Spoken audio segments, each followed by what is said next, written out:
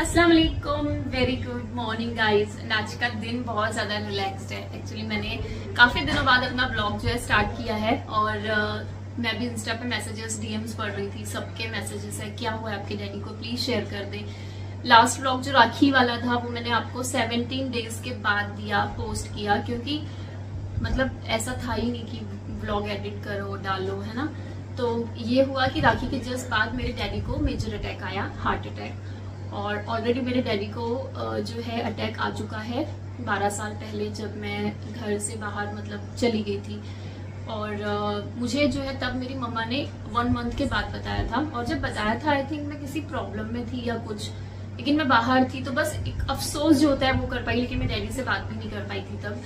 और अब ऐसा हुआ कि डैडी को सिम्पटम्स तो दिख रहे थे 1 साल से, लेकिन अभी 1-1.5 महीना पहले की बात है, हम पूना में थे तो डैडी को एक रात पहले बहुत ज्यादा दर्द हुआ और उन्होंने नेक्स्ट डे लकी को कॉल किया। पहले किया तो लकी जिम में थे, मैंने उठाया और बाद में फिर दिन में लकी को किया। उन्होंने उनको बहुत कुछ मतलब बताया, बातें शेयर करी और ये भी बताया कि उनको रात में हार्ट अटैक ही था। और जब मतलब उनको बहुत डांटा, समझाया, तो फिर हमने शाम में घर पे फोन किया। मैंने हरप्रीत को, मम्मी को बताया और उनको बोला कि कल सवेरे उनका नंबर लगा के उनको लेके चलते हैं हॉस्पिटल, क्योंकि उनका वॉकआउट में हुआ था फर्स्ट उनका सर्जरी, तो एक स्टंट उनके डला हुआ है। लेकिन डैडी तब जिद में थे और नहीं गए और फिर सब नॉर्मल हो गया, चलते रहा। लेकिन अब ऐसा हुआ कि जब डैडी को मेजर अटैक आया तो डैडी ट्रांसपोर्ट में थे और वहां कोई नहीं था। प्रितपाल वीरा भी उस दिन किसी काम से बाहर थे और डैडी वहां पे अकेले थे। फिर हमारे वही डैडी के पास का कोई है, उनको पता चला और जो गार्ड है वो सब ऐसे करके घर पे फोन किया और डैडी को हॉस्पिटल लेके पहुंचे। तो डैडी को सबसे पहले लेकर गए थे 7 स्टार और संडे का दिन था।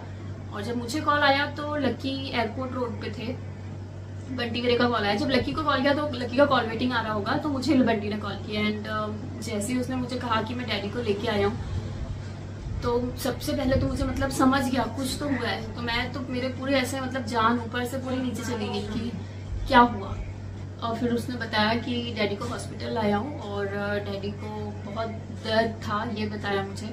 तो यहाँ पर डॉक्टर अवेलेबल नहीं है, तो एलेक्सिस में डॉक्टर होगी क्या? तो मैंने बोला रुक जा, मैं फोन करती हूँ। और मेरे दिमाग में ये भी था कि क्योंकि आकाश जस्ट जो है कार लेके निकला ही था, मुझे ये भी था कि लकी तो एयरपोर्ट या तो पहुंच गए होंगे या पता नहीं कहाँ पहुंचे। तो लकी जस्ट अभी पागल खाना स्क्वायर पे थे और मैंने जैसे गिरीश को कॉल किया तो गिरीश उतने देर में बंटी का फोन चला गया। दोनों बाहर थे। अल्लाह, बाहर खेल रहे हो, आकाश चाचू नहीं होते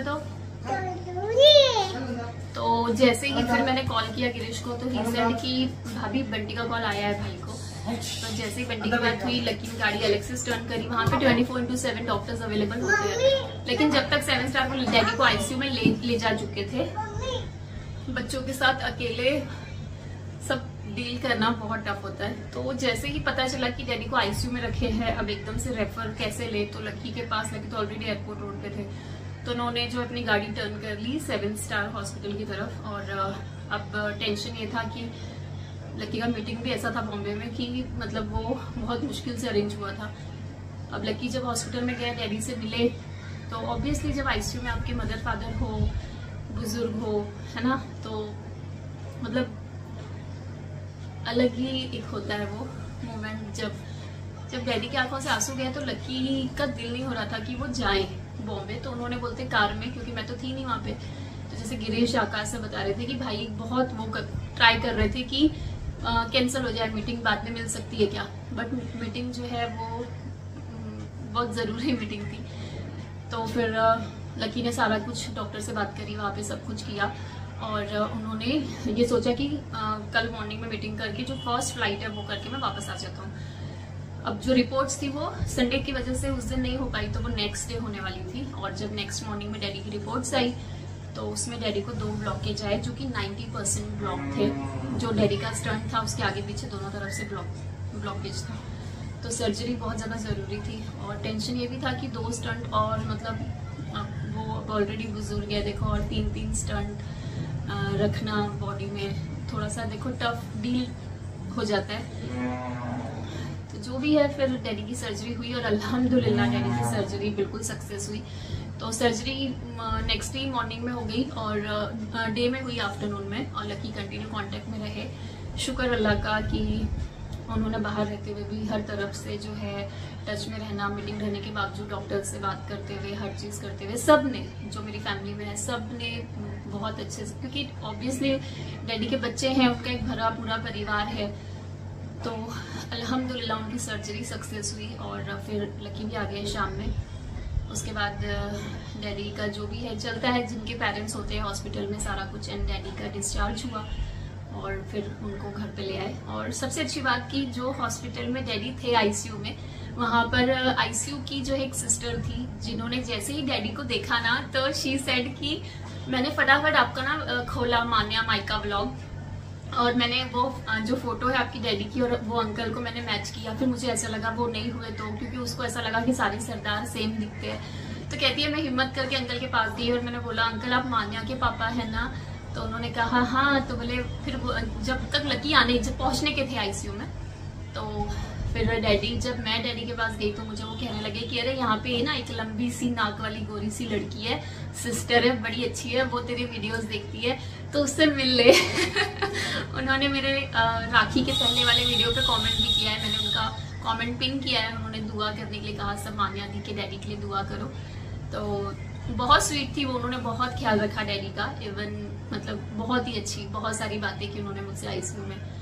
तो उसके बाद डैडी का डिस्चार्ज हुआ और बहुत सी ऐसी बातें जो एक होता है ना कि देखो जब आपके पेरेंट्स ठीक होते हैं, क्योंकि जब से हम मिले कभी ऐसा वक्त नहीं आया कि कभी मतलब एक बोलना चाहिए से मम्मा डैडी, अब मम्मा भी मेरी ब्रेन पेशेंट है, डैडी मेरे हार्ट पेशेंट है, और अब कैसा है ना, दोनों में से किसी को भी कुछ होते टेंशन हो जाता है, क्योंकि दोनों ही पेशेंट है। तो मम्मा का भी टेंशन था कि कैसे, लेकिन मेरी मम्मा बहुत हिम्मत वाली है, उन्होंने बस यही कहते रही वो कि अगर डैडी को कोई प्रॉब्लम है तो उनकी सर्जरी करवा लो। मतलब हमको ऐसा भी नहीं रहा कि उनको बहुत ज्यादा संभालना पड़ा, मम्मा खुद अपने आप में हिम्मत में रही, क्योंकि उनको डैडी से मिलवा रहे थे, उनकी बातचीत हो रही थी, और अल्हम्दुलिल्लाह डैडी जल्दी ही डिस्चार्ज भी हो गए, घर पर भी आ गए, उन्होंने रेस्ट भी किया, हम प्रॉपर जाते रहे, डैडी से मिलते रहे सब। और अब मेरे डैडी ट्रांसपोर्ट भी जा रहे हैं, क्योंकि वो इतने मेहनती और प्लस इतने जिद्दी है यार कि वो घर पे नहीं बैठ सकते। तो उन्होंने जो उनका फर्स्ट चेकअप था 4-5 दिन बाद का, वो लिया और उसके बाद डायरेक्ट वो ट्रांसपोर्ट चले गए। वहां से जाके मुझे फोन कर रहे हैं, मैं आज गया सी हॉस्पिटल, डॉक्टर कहता सब वधिया सब अच्छा, और अब तुम काम भी कर सकते, रोज जा सकते, सब कुछ कर सकते। मैं ऐसा तो नहीं बोला होगा डॉक्टर ने। हंसने लगे, कहने लगे नहीं सब ठीक है, और अब मुझे 1 महीने के बाद बोला है तो मैं ट्रांसपोर्ट आ गया, मेरा घर पे दिल नहीं लगता, और अब वो मुझे रोज फोन करते हैं, मतलब दिन में कभी भी उनका फोन आ जाता है। और माशाल्लाह सच में मतलब एक आप ग्लैड फील करते हो ना कि जैसे लकी की मम्मा है, अभी डैडी नहीं है, और मेरे मम्मा डैडी है, बुजुर्ग है, तो अल्लाह ने हमको देखो इतनी खूबसूरत नेमत दी है, इतनी सारी नेमतों में एक नेमत ये भी है, और मौका दिया है कि हम उनके लिए कुछ कर सके, हम उनकी खिदमत में हाजिर रहे, तो ये बहुत बड़ी नेमत है। और अल्लाह जिसको चुनता है मुझे लगता है वही कर पाता है ये चीज।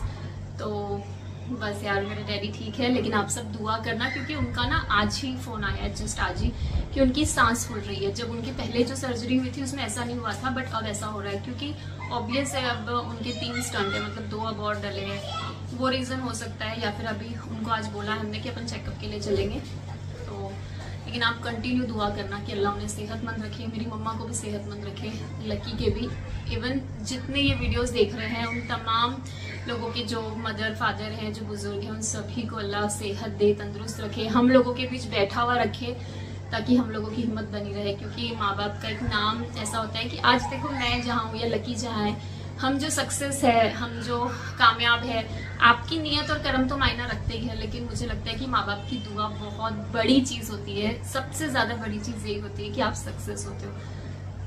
तो बस ये अपडेट थी कि काफ़ी टेंशन भरे दिन थे, क्योंकि ऑलरेडी मैं भी डील कर रही हूँ अपनी सेहत के साथ, मेरी हेल्थ बिल्कुल भी ठीक नहीं चल रही है, और अभी मेरे ब्लड का जो थेरेपीज है वो कंप्लीट हो गया है, स्लाइन का चल रहा है क्योंकि सेल्स के लिए, और अभी जो मेरा है फाइनल रिपोर्ट 3 दिन के बाद होगा।